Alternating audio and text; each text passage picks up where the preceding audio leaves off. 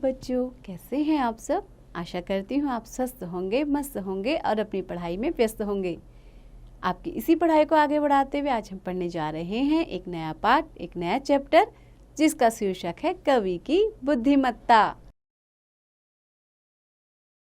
बुद्धिमत्ता यानी बुद्धिमानी। तो बच्चों, एक बहुत ही सुंदर सी कहानी दी गई है। आइए इस कहानी को शुरू करते हैं। आप लोग भी ध्यान से सुनिएगा।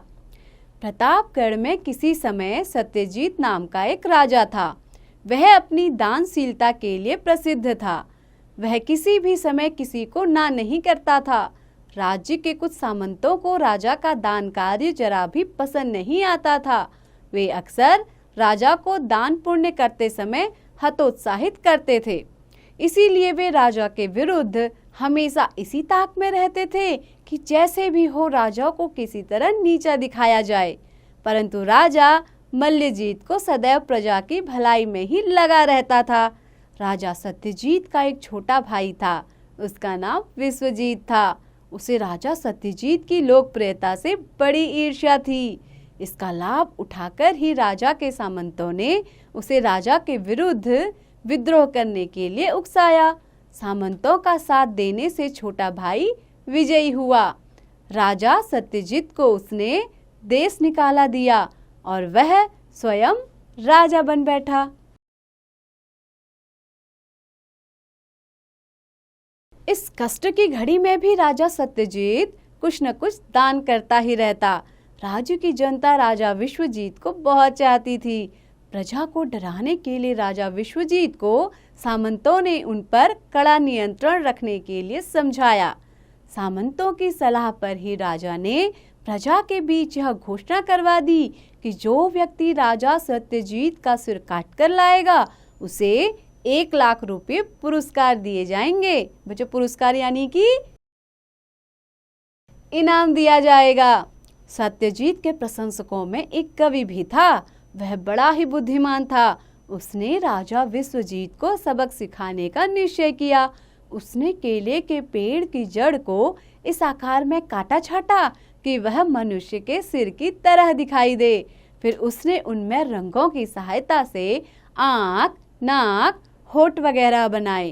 ध्यान से देखने पर राजा का बहुत निकटवर्ती व्यक्ति भी उसे नहीं पहचान सकता था कि यह सिर असली है या नकली।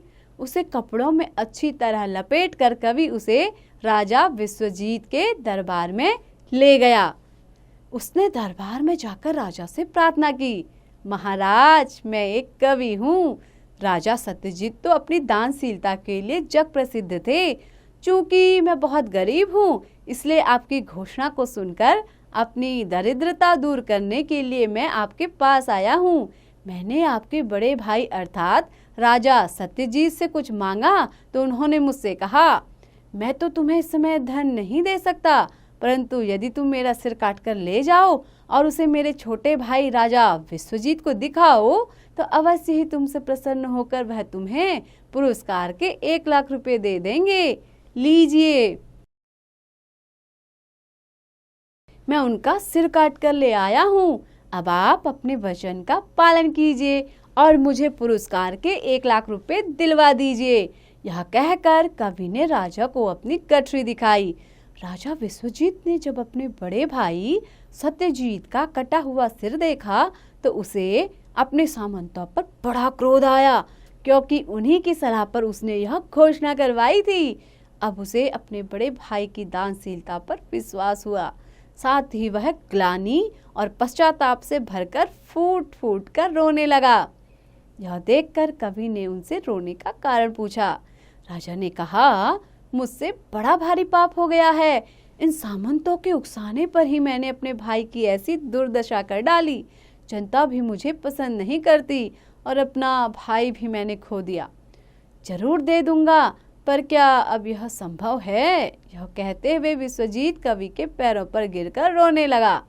कवि ने कहा, राजन, आप मेरे साथ वन में चलिए। मैं मंत्रों की शक्ति से आपके बड़े भाई को जीवित कर दूंगा। यह कहकर कवि विश्वजीत को अपने साथ वन में उस स्थान पर ले गया जहां सत्यजीत रहता था। बड़े भाई को जीवित देखकर राजा विश्वजीत की आंखों से आनंद के आंसू बहने लगे। उसने सत्यजीत के पैरों पर गिरकर उनसे माफी मांगी। सत्यजीत फिर से सिंहासन पर बैठा और उसने दुष्ट सामंतों को कड़ा दंड दिया। कवि का खूब आदर सत्कार किया गया। जनता फिर से अपने प्रिय राजा को पाकर सुखी हो गई। तो बच्चों, कैसी लगी आपको ये कहानी? आशा करती हूँ कि आपको बहुत पसंद आई होगी।